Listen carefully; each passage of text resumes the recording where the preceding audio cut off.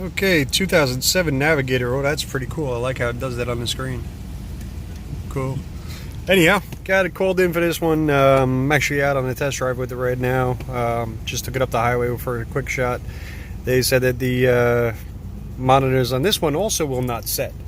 So I agree with them. There was actually no Mode 6 data information in there. It doesn't seem to be trying to run either the CAT, the O2, or the or the EVAP on this one. So I said, all right, let me just pull up a little bit of data. And that's what I saw right away when I look at that oxygen sensor. Look at that. Let's try to get rid of that glare. Look at that upstream oxygen sensor. You see that nonsense? Now look at Bang 2 sensor 1. That's standing out to me right away. And if you look down here, what the short-term fuel trim is doing, and I'll try to get it all in frame here. If you look at what it's doing there, if you notice up there, the O2 sensor was down all the way back there at the beginning, then it jumps up and tries to get it rich, then it goes rich, and then it comes back down again, and look at how it gets stuck there lean.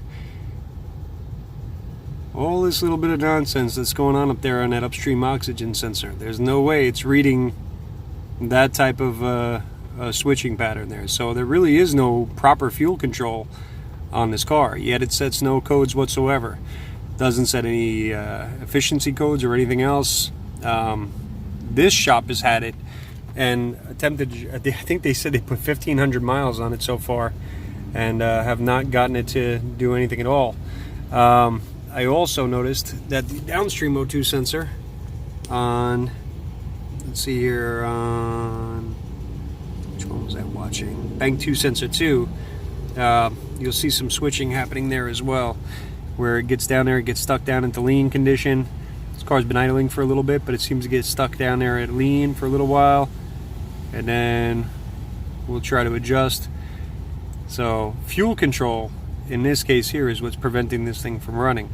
I'm going to go back there, I'm going to do a little bit of testing, but I'm pretty sure though that the upstream O2 sensor there on Bang 1 sensor 1 is going to be the failure on this one.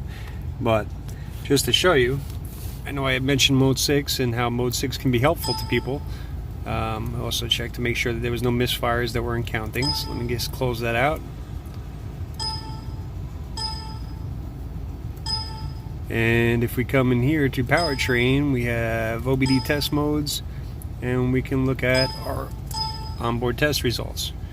The IDS does a fabulous breakdown of their Mode 6. So we'll wait for that to come up. And if you look over there at all the values on the right hand side there, the oxygen sensor being up top, again, apologize for the glare on the left hand side, I can't really do much about that, but you'll see that all the values there are pretty much zeros until we get down to, let's see, where did that switch around? Right around here where it started trying to run the EVAP there at least once. So grabbed a little bit of EVAP data in there. There was no misfire counts, but there really wasn't, again, much Mode 6 data to actually work with on this one other than what we have there. And there really are only 3 monitors that have not run yet. So this is what we're up against. It didn't try to trip any codes. It didn't even try to do any kind of a test on the upstream oxygen sensor after all this mileage. I believe that when they did this, let me see here if I close the door and we see, you guys probably won't be able to see it on that screen that goes crazy, but trip A is 4,950 miles. Let's see, did I hit the button? Because I believe it said, where the heck was that trip button again? There it is. No, I might have been mistaken there. But earlier on there when I started driving, oh, I know what it was. I'm sorry, it was on the work order, which I did not bring out here with me. The guy had actually logged how many miles he actually had on there. It was 1,500 miles with this shop, and then prior to this went to another shop, and they'd done quite a bit of work on there also, and that didn't get anywhere either. But anyhow, so I'm going to go back there to the shop now and just going to do a quick test on that upstream oxygen sensor, see if we really do have that ridiculous switch rate, make sure that the connections are good, and which I think they probably will be, and verify sensor ground, and then we're done with this thing. But again, always look for your data. Anytime at all you're trying to run monitors on a car, if you're having one that's being stubborn, really look at that data closely. If we didn't have this graphed out the way that we have it, let's get back in there again. If we didn't have this oxygen sensor graphed out like that, what you would probably see is an average on the screen of some of the smaller scan tools. That probably wouldn't help you out very much.